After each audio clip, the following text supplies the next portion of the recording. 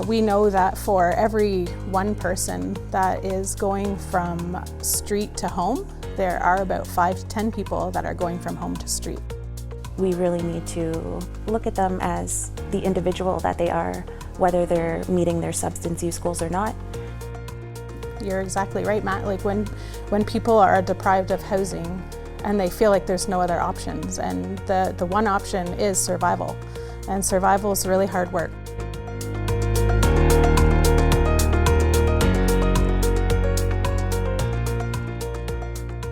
We've got a great show for you today.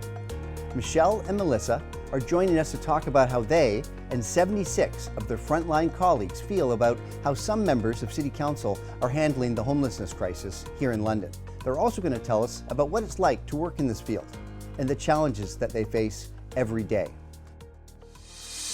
Winter is here. Time to discover Bicycle Cafe. Cozy up with our daily soup and sandwich, or unwind with an evening latte and Dutch comfort food. London Bicycle Cafe at the Forks of the Thames. See you soon. Mechele is a community care worker who has 23 years experience working the front lines of the homelessness crisis. Melissa is a frontline worker who's been doing this work since 2018. There are over 2,000 people who are experiencing homelessness here in London, and that number grows each and every month.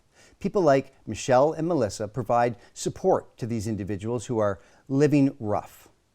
At a recent council meeting, members of council were considering a number of policy changes that a group of 78 frontline workers say would have made their work harder and the lives of the folks that they serve harder still.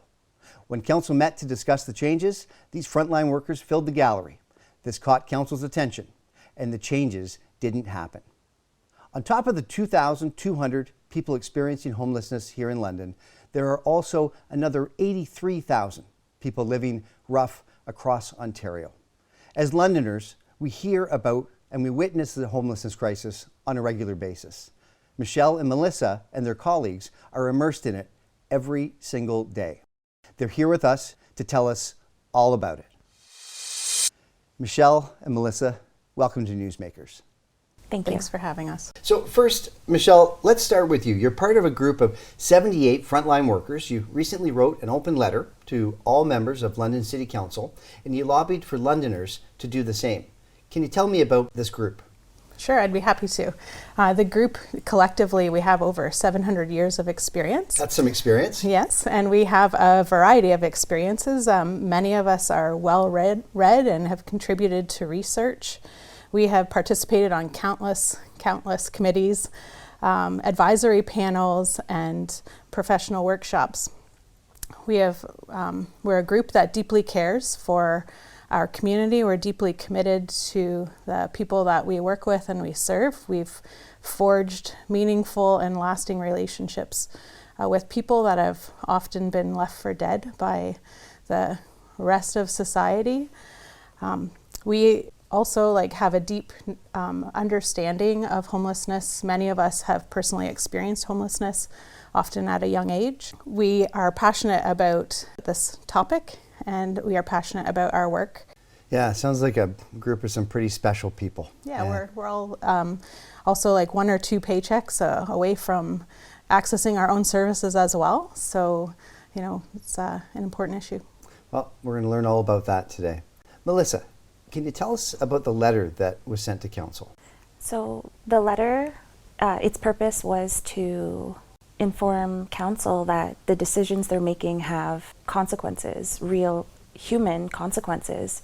And our concern was that what they were proposing at the time, cutting some funding to certain services and providing it to others while necessary, was also could be very, very detrimental. Yeah, absolutely. And thanks for outlining it like that. I'm going to say that your group demonstrated democracy in action. Not only did you write the letter, you also filled the gallery at that council meeting. And I think you changed minds. People who were contemplating these changes were voted down by the majority of council. And the policy relating to warming centers was improved. So congratulations and thank you for that. I wonder what motivated you to do this, to move in this direction? I felt really motivated by realizing how necessary it was for us to come together and increase our visibility, amplify our voices, and show really how important this issue was to all of us.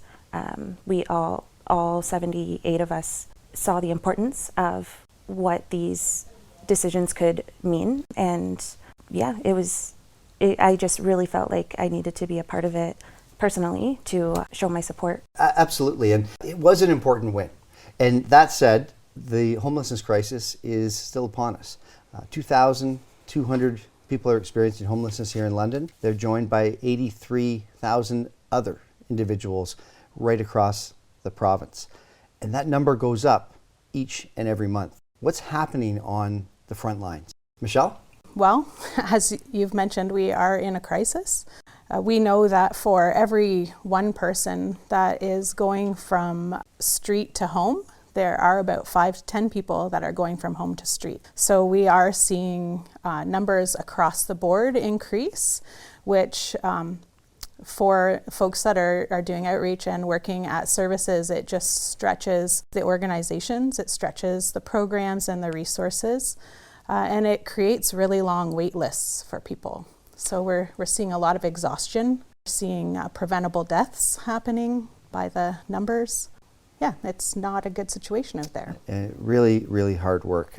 Addiction and homelessness can sometimes go hand in hand, and I wonder if we could talk about that. Melissa? So people who use substances often face barriers when trying to access services. A lot of services expect abstinence, and that just isn't realistic for every person who uses substances. And so services like primary and mental health care, housing support, social services, a lot of people are denied access to those programs and services, and it leaves them with nothing, with no support. Creates a huge challenge. I Yeah. see that very, very clearly.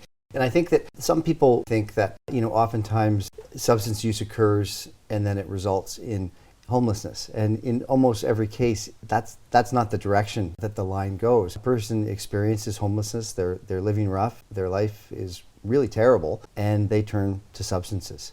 Mechele? Yeah, you're exactly right, Matt. Like when people are deprived of housing and they feel like there's no other options, and the one option is survival. And survival is really hard work. We've only got a couple of minutes left, and I want to make sure that you have those minutes. And so any final message, what would you like to see moving forward, Melissa? I think moving forward, we really need to provide permanent services to the people we're already serving. And we need more housing first programs. We need to focus on harm reduction and meeting these people where they're at. We really need to look at them as the individual that they are, whether they're meeting their substance use goals or not. And that could include abstinence, it may not. And just really, really being there to support them, get them housed, and get them healthy. Mechele? Yeah, I agree with a lot of what Melissa said. I think that something to remember going forward is that we are all equal, and we belong to each other, and our community is only as strong as our most vulnerable members. So I think when we go into a voting year, I think the things to think about are when we are casting our votes is, are we considering the most vulnerable people in our community, and how can we be stronger community together? Or are we going to cast votes that just line the pockets of a few wealthy power brokers in our city? Fair enough, and you're absolutely right. This is an election year. I think this will be one of the topics that is discussed over the course of the next several months. I'm afraid we're out of time. Your message is very moving. The work that you do and that your colleagues do is incredibly important, and I think that it would only be appropriate to finish this segment by saying thank you. Thank you to you and to your colleagues for doing what you can to help our most vulnerable community members. Thank you. Thank you, Matt. We do it together. Winter is here. Time to discover Bicycle Cafe. Cozy up with our daily soup and sandwich, or unwind with an evening latte and Dutch comfort food. London Bicycle Cafe at the Forks of the Thames. See you soon. Okay, that's the show. Thank you for tuning in. This show is for you. In fact, we couldn't do it without you. And as always, we do want to hear from you. You can write us at themattbrownpodcast@gmail.com. Tell us what you think. Tell us what you'd like us to cover in a future episode. And thanks to everyone who's already doing this. The back and forth has been great. So that's the show. I'm Matt Brown, and you've been listening to the Matt Brown Podcast. It's the show about all things London and maybe some other stuff too. As always, thanks for listening. Bye for now, and talk to you again soon.